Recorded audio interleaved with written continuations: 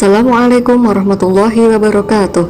Selamat pagi anak-anak, bagaimana kabarnya? Semoga dalam keadaan sehat ya. Pada pertemuan kali ini kita akan membahas materi tentang kepemimpinan sahabat Rasulullah Shallallahu Alaihi Wasallam. Namun, sebelum pelajaran kita mulai, alangkah baiknya jika kita berdoa bersama terlebih dahulu. Yuk, berdoa bersama. A'udzu billahi minasyaitonir rajim. Bismillahirrahmanirrahim. Rabbi zidni ilma warzuqni fahma. Amin. Semoga dengan bacaan doa yang sudah kita baca bersama dapat memberikan keberkahan bagi ilmu kita semua. Amin. Rasulullah Shallallahu Alaihi Wasallam memiliki sahabat yang setia. Pada saat setelah Rasulullah meninggal, merekalah yang melanjutkan perjuangan Rasulullah Shallallahu Alaihi Wasallam. Sahabat Rasulullah disebut Khulafaur Rasyidin. Mereka adalah Abu Bakar As-Siddiq, Umar bin Khattab, Utsman bin Affan, dan Ali bin Abi Thalib. Yang pertama, kita akan membahas tentang kepemimpinan Abu Bakar. Abu Bakar adalah khalifah pertama setelah Nabi Muhammad SAW wafat. Beliau dilahirkan pada tahun 571 Masehi. Nama lengkap beliau adalah Abdullah bin Abi Hu'afah At-Taimi. Gelar Abu Bakar diberikan oleh Nabi Muhammad karena ia adalah paling cepat masuk Islam. Gelar As-Siddiq diberikan karena ia selalu membenarkan Nabi Muhammad SAW dalam berbagai peristiwa, terutama membenarkan peristiwa Isra Mi'raj.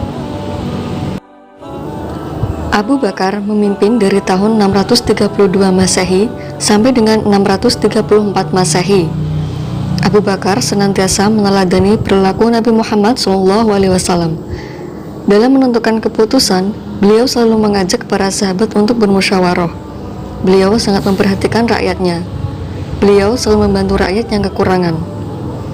Pernah suatu ketika, datang kepadanya seorang wanita kampung bernama Unaisar dan berkata, "Hai Abu Bakar, apakah engkau masih dapat menolong kami memerah susu kambing seperti sebelum menjadi khalifah?" Kemudian Abu Bakar menjawab, "Insya Allah, aku akan tetap bersedia menolong kamu." Meskipun Abu Bakar sudah menjadi pemimpin negara, beliau tidak sombong dan masih mau memerah susu untuk rakyatnya di kampung. Untuk kesejahteraan rakyatnya, beliau mendirikan Baitul Mal, yaitu suatu lembaga yang mengurusi kas dan keuangan negara. Yang kedua adalah kepemimpinan Umar bin Khattab. Umar bin Khattab adalah khalifah kedua setelah Abu Bakar. Umar bin Khattab mempunyai nama lengkap Umar bin Khattab bin Abdul Uzza. Umar bin Khattab menjadi khalifah sejak tahun 634 Masehi sampai dengan 644 Masehi. Beliau seorang pemberani, jujur, adil, tegas, bijaksana, dan bertanggung jawab terhadap rakyatnya. Beliau juga seorang pemimpin yang hidup sederhana dan suka bermusyawarah.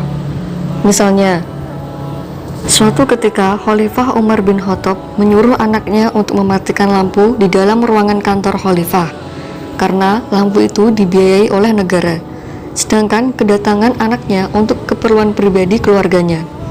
Khalifah Umar bin Khattab tak mau menggunakan fasilitas negara untuk kepentingan pribadi dan keluarganya, walaupun hanya sebatas cahaya lampu. Pada masa pemerintahannya, Umar bin Khattab dikenal sebagai pribadi yang sederhana dan bertanggung jawab. Sebagai contoh, sikap tanggung jawab yang diperlihatkan oleh Umar bin Khattab yaitu, pernah suatu saat beliau berkata ketika ia melihat kondisi jalan yang rusak, "Aku akan segera perbaiki jalan itu, sebab aku takut dimintai pertanggungjawaban di hadapan Allah, hanya karena ada seekor unta yang terjungkal." Masih banyak lagi perilaku teladan yang patut kita contoh dari pribadi Khalifah Umar bin Khattab. Jasa Khalifah Umar bin Khattab yang sampai saat ini kita rasakan adalah penetapan kalender Hijriah atau penetapan tanggal 1 Muharram sebagai tahun baru Hijriah. Yang ketiga adalah kepemimpinan Utsman bin Affan. Khalifah Utsman bin Affan memerintah selama 12 tahun atau dari tahun 644 sampai dengan 656 Masehi. Beliau dikenal sebagai orang kaya dan dermawan. Bukti kedermawanan Utsman bin Affan yaitu pada masa pemerintahan Abu Bakar, beliau pernah memberikan gandum yang diangkut dengan 1000 unta untuk membantu kaum miskin yang menderita di musim kering.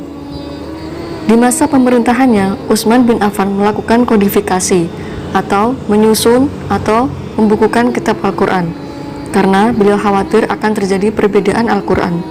Kemudian, beliau membentuk panitia penyusunan Al-Quran yang diketuai oleh Zaid bin Sabit dengan anggotanya Abdullah bin Zubair dan Abdurrahman bin Haris.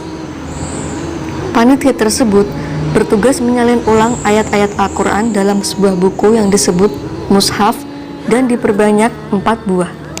1 buah disimpan di Madinah yang disebut Mushaf Al-Imam atau Mushaf Utsmani. 4 buah lainnya dikirim ke Mekah, Suriah, Basrah, dan Kufah. Di samping itu, beliau juga merenovasi Masjid Nabawi di kota Madinah dengan cara memperluas dan memperindah bentuknya. Yang keempat adalah kepemimpinan Ali bin Abi Thalib. Ali bin Abi Thalib adalah salah seorang khulafaur rasyidin yang terakhir. Ali merupakan anak dari paman Rasulullah SAW, yaitu Abu Thalib, yang selalu membela dakwah Nabi Muhammad. Ali bin Abi Thalib adalah seorang yang pemberani. Hal itu dibuktikan ketika Ali menggantikan tidur Rasulullah. Padahal di luar rumah, pemuda-pemuda Quraisy ingin menyakiti Rasulullah yang akan pergi hijrah. Masa pemerintahan Ali kurang lebih selama 5 tahun, sejak 656 sampai 661 Masehi. Ali bin Abi Thalib juga seorang pemimpin yang peduli terhadap pendidikan. Sebagai contoh, beliau mendirikan beberapa madrasah untuk tempat belajar anak-anak. Dalam menjalankan roda pemerintahan, Ali bin Abi Thalib mengharuskan pegawainya jujur, cakap, dan bertanggung jawab.